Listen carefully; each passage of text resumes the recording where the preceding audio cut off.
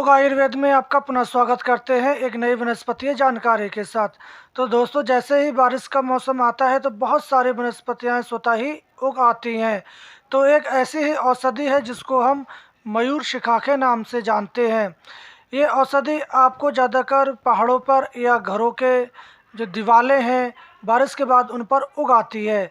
तो ये औषधि का बहुत ही दिव्य औषधि मानी जाती है और इस औषधि के जो औषधीय गुण है वो भी बहुत ही चमत्कारीय माने जाते हैं। इस औषधि को कुछ ऐसा भी लोग मानते हैं कि इस औषधि को अगर आप 4-5 दिन तोड़कर अगर रख देते हैं तो सूख जाती है, और सूख जाने पर आप इस पर अगर पानी छिड़क देते हैं तो ये पुनः जीवित हो जाती है। इसलिए कुछ विद्वान लोग इसको संजीवनी के नाम से भी जानते हैं।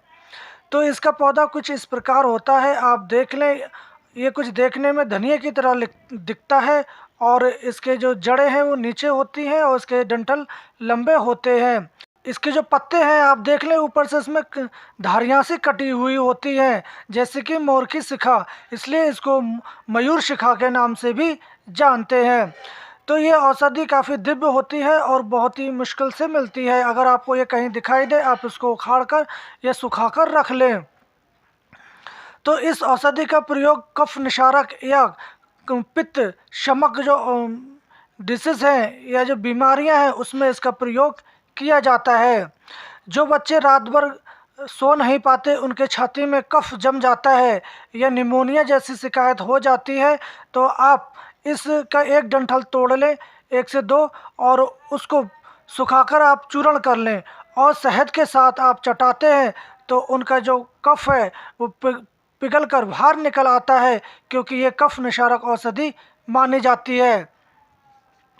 इसी प्रकार अगर किसी को खांसी है तो उसका खांसी में आप इसका काढ़ा बनाकर पिलाते हैं तो खांसी में भी काफ़ी आराम होता है। सिर में दर्द होने पर आप इसकी पत्तियों को तोड़कर सिर पर आप इसका लेप करते हैं तो सिर दर्द में भी काफ़ी आराम हो जाता है।